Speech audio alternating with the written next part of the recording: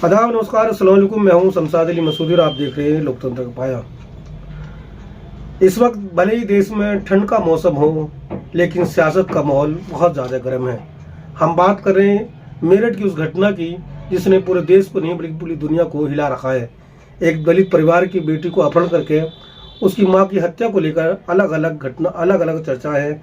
और इसी पर आप चर्चा के लिए हमारे साथ है राजुद्दीन गादरे साहब, जो बहुजन मुक्ति पार्टी के राष्ट्रीय प्रवक्ता है। उनसे जानेंगे कि इस तरह की घटना लगातार होती रहती है। ये पहली घटना नहीं दलित समाज के लिए जो इस तरह की घटनाएं होती है, मुस्लिम समाज होती है उस प्रदेश में जहां बुलडोजर का राज है, जहां बाबा जी वहां के मुख्यमंत्री बुलडोजर बाबा के नाम जानते हैं।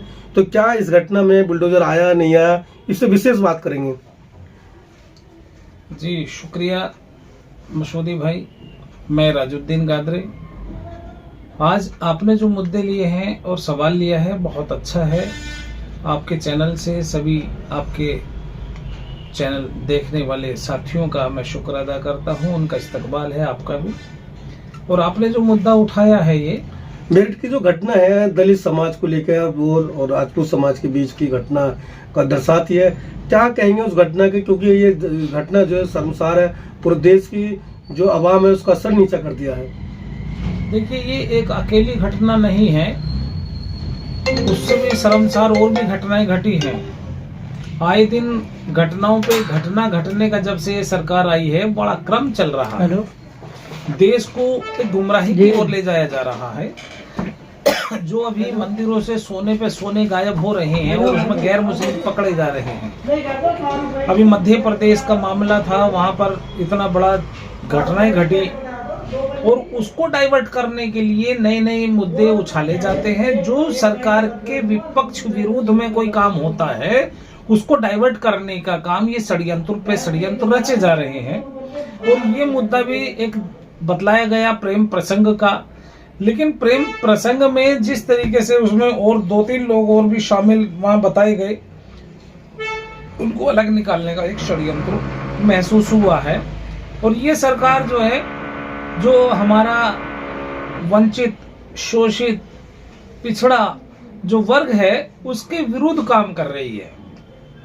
वो वंचित, शोषित, जो हजारों सालों से दबा कुचला वर्ग है, वो शासन सत्ता की ओर बढ़ने लगा था। वो शासन सत्ता से रोकने के लिए इन मुद्दों को तरतीबों में लाया जाता है कि जो एक कहते हैं ना एक क्रोनोलॉजी, वो क्रोनोलॉजी मैं आपको समझा देता हूं। यदि कोई दलित, शोषित, वंचित समाज का जो यानी कि जो यहाँ का मूल निवासी है भारत का, यानी मेन भारतीय है, उनको उलझाने का एक षड्यंत्र चलता है। उनका यदि कोई बच्चा कुछ ऐसी हरकतें, एक शरारती तो होते हैं बच्चे, और वो पकड़ा जाता है तो कहेंगे ये तो बहुत बड़ा जुल्मकार बनेगा, ये बहुत बड़ा देश में बवाल कर देगा और ये गलत है।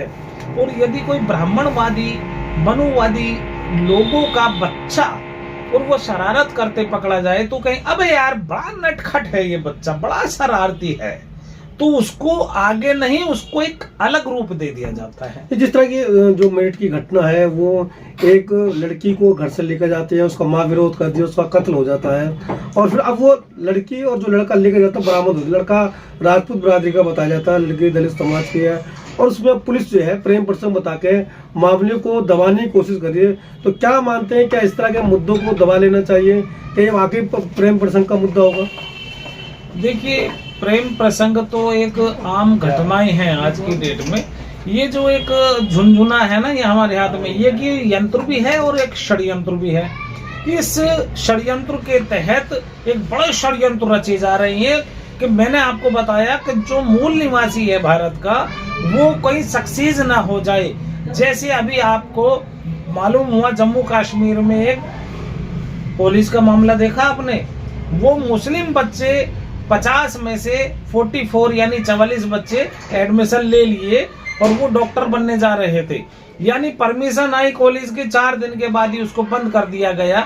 और उनके वे जो अड्डे थे, शिक्षा के अड्डे, उनको जो एक कलर से पहचान सकते हो उन आतंकवादियों को, उन घटनाओं को, उन देशद्रोहियों को, उन देश के विरुद्ध काम करने वालों को, एक नारेबाजियों को, ये जो बिना मतलब के जो जुमले फेंकते हैं, उन लोगों को उनके कपड़ों से पहचानिए जो देश के विरुद्ध काम कर रहे हैं।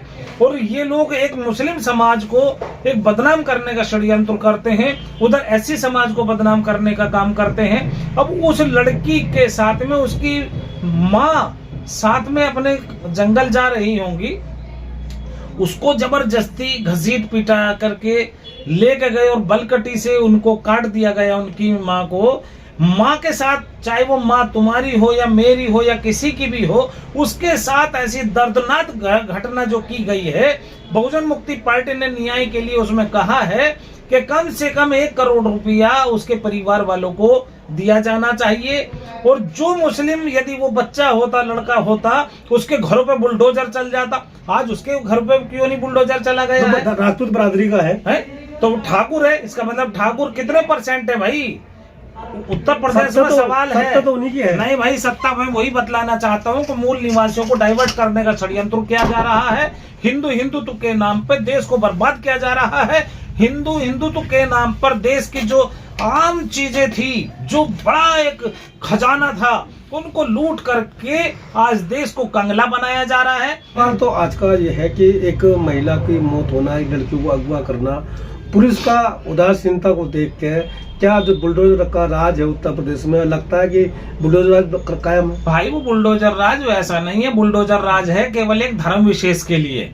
यदि आप धर्म विशेष के होते, मुस्लिम होते, क्योंकि धर्म इस्लाम मजहब जो है वो समता, समानता, न्याय, बंधुता और स्वतंत्रता पर आधारित है। और वही हमारा संविधान लागू होता है कि समता, समानता, न्याय, बंधुता और स्वतंत्रता पर आधारित हमें समाज और राष्ट्र के निर्माण करना है। लेकिन ये लोग उस निर्माण को रोकना चाहते हैं। और ये आज देखा, इनका तो कलर भी भगवा यानी आग का कलर है। इनके हाथों में परछे, बर्छी, तलवारें और AK-47 और कहीं कोई जो बम विस्फोट की भी घटनाएं कई सारी मिल जाती हैं। और चरस, अफीम, गांजा तो इनका भरमार ले बेच हो रहा है। आज जहां शिक्षा के अड्डे होने चाहिए तो उत्तर प्रदेश में आज कम से कम 80-90 हजार, 70 हजार वे स्कूल बंद कर दिए गए हैं। और यदि आप गौर दोगे तो जहां शिक्षा की जरूरत है वहां दवा दारू के अड्डे खोले जा रहे हैं कि नशे में चूर रहो तुम लोग, ऊपर मत उभर जाना, शासन सत्ता तक मत पहुंच जाना।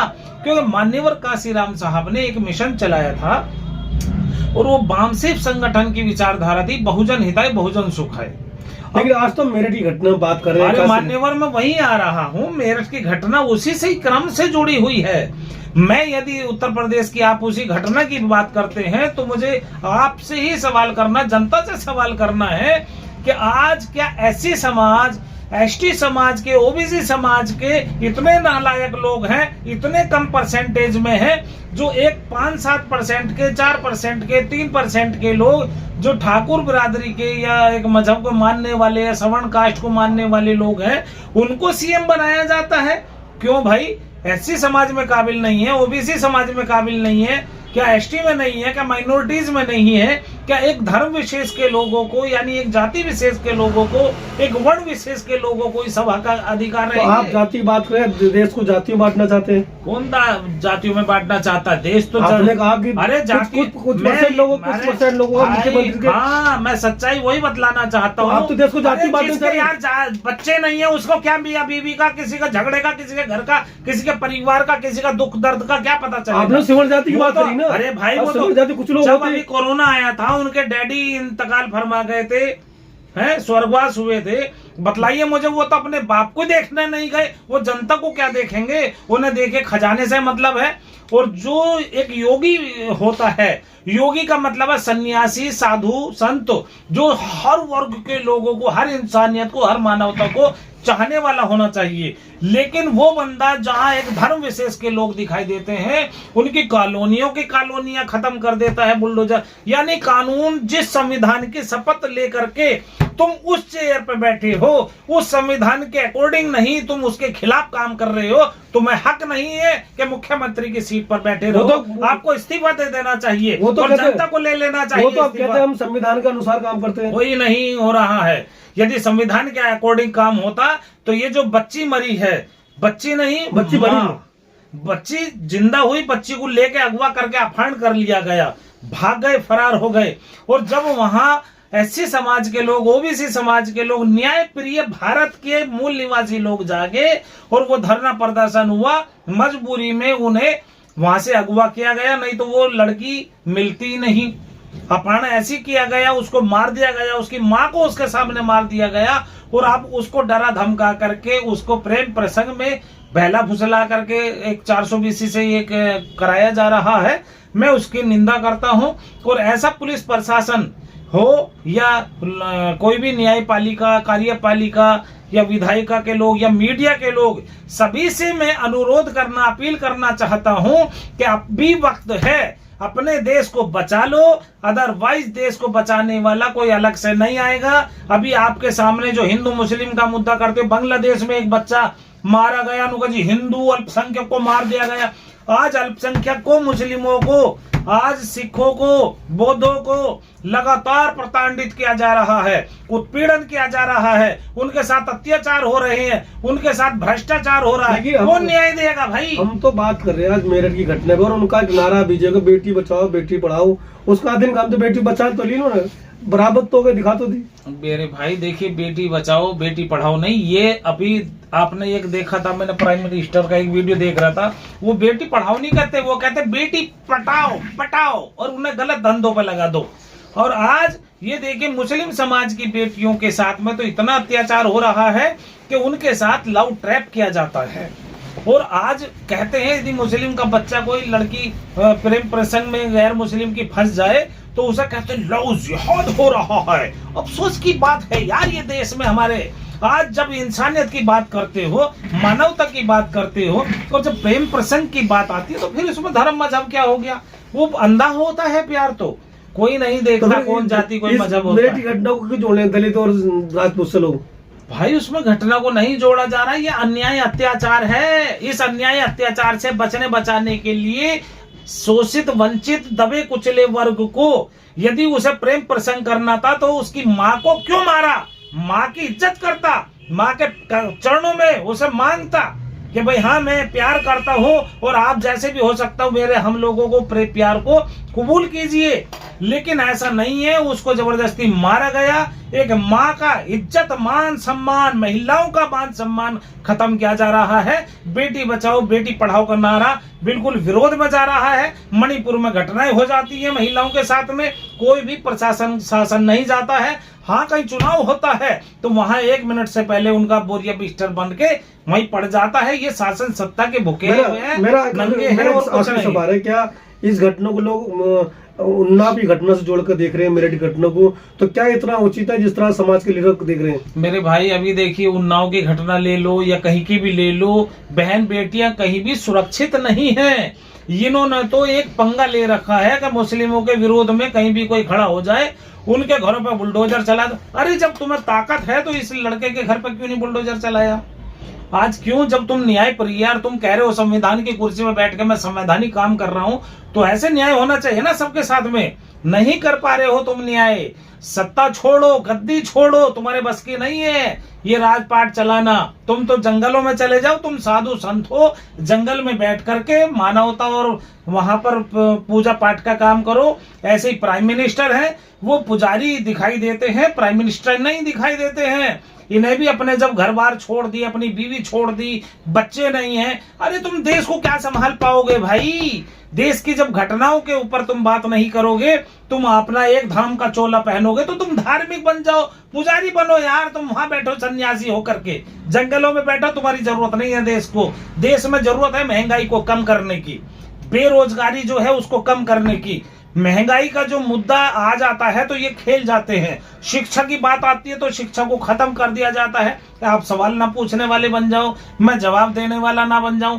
हाँ यदि ऐसा दिखाई देगा कि मुस्लिम आगे बढ़ रहा है, उनके बच्चे बढ़ रहे हैं, तो उसके ऊपर अलग से अलग तोहमतें लगा दी जाएंगी। CNRC में आज कई सारे बच्चे बंद हैं और अभी जो मेन उनके बच्चे जो बिल्कुल सीधे साधे एक संवैधानिक तरीके से जो है आंदोलन कर रहे थे, उनकी आज तक जमानत नहीं है। अभी सुप्रीम कोर्ट ने भी जो है इस तरीके की वो बात कह दी है, 1 साल तक पूछा ही नहीं जाएगा उसमें। क्यों नहीं पूछा जाएगा भाई? तुम न्याय के लिए बैठे हो, सुप्रीम कोर्ट हो, तो आपको तो सबके लिए सुप्रीम पावर है, इसके सबके साथ बराबर न्याय होना चाहिए। लेकिन आज नहीं है, किसी की भी कोई उम्मीद नहीं है। ये जो सरकार बनी थी, एक आपने गुजरात कांड देखा होगा, वो एक बहन थी बेचारी, उसके बच्चों को उसके सामने मार दिया गया बिल्किस बानो के, और उसके साथ में बलात्कार नहीं महाबलात्कार किए गए। और आज उसी को मार काट करके गुजरात का एक वो दिखा करके मार काट के मुस्लिमों को ऐसा मार काट दिया जाएगा, उस पर आधारित शासन सत्ता हुई है, राज हुआ है। अफसोस की बात है कि हमारे देश के मूल निवासी जाग नहीं रहे और बलात्कारियों का साथ दे रहे हैं। आज जो आतंकवादी घटना कर रहे हैं उन लोगों का साथ दे रहे हैं। अफसोस की बात है, अब भी नहीं समझे तो देखिए, श्रीलंका से सीख ले लीजिए, नेपाल से सीख ले लीजिए, बांग्लादेश से सीख ले लीजिए, पाकिस्तान से सीख ले लीजिए। श्रीलंका नेपाल जैसा हाल हो हिंदुस्तान का। भाई मैं गृह युद्ध से बचाना चाहता हूँ अपने देश को, अमन शांति चाहता हूँ, हमारे देश में अमन चैन हो, शिक्षा की बात हो, वैज्ञानिक दृष्टिकोण हो, शैक्षिक और वैज्ञानिक दृष्टिकोण पर आधारित हमारा संविधान है। अदरवाइज पाखंडवाद अंधविश्वास की कोई जगह नहीं है कहीं भी। और जो भी सज्जन, जो भी हमारे मूल निवासी लोग ऐसे लोगों को वोट देते हैं, इसका मतलब वो खुद देशद्रोही हैं। ऐसे लोगों को, ऐसे शासन सत्ता वालों का साथ बिल्कुल नहीं देना चाहिए, नकार देना चाहिए। जो क्रांतिकारी साथी है, आंदोलनकारी हैं, समाज में जागरूक लोग हैं, उन्हें अपना नेता बना करके उन्हें वोट दीजिए। चाहे वो किसी भी निर्दलीय पद का उम्मीदवार है, चाहे वो किसी छोटे से सामाजिक संगठन का है, चाहे वो छोटे से राजनीतिक दल का है, तब जाकर के लोकतंत्र बचेगा। यदि आप एक ही पार्टी विशेष को एक बहुत बड़ा हवा बना दोगे तो देश लुटेगा, जो आज लुट गया है। आज सोने की चिड़िया हमारा देश कहलाया जाता था, आज देखिए कहाँ है। जो कहते थे मुगलों की बात कर रहे हैं, ये मुगलों का इतिहास खत्म कर रहे हैं। और मुगलों ने वो शासन सत्ता चला करके दिखाई है कि पूरे वर्ल्ड में जीडीपी नंबर 1 की थी। राजुद्दीन भाई फिर बात करेंगे, क्योंकि आज लंबा इंटरव्यू हो गया, क्योंकि हम आज मेरठ घटना बात कर रहे थे। आप हमारे साथ रहे, बहुत बहुत शुक्रिया। ये था हमारे साथ बहुजन मुक्ति पार्टी के राष्ट्रीय प्रवक्ता राजुद्दीन साहब, जिनसे हम बात कर रहे थे। आगे बात करें, वीडियो कैसी लगी लाइक करना ना भूलें। बहुत बहुत शुक्रिया।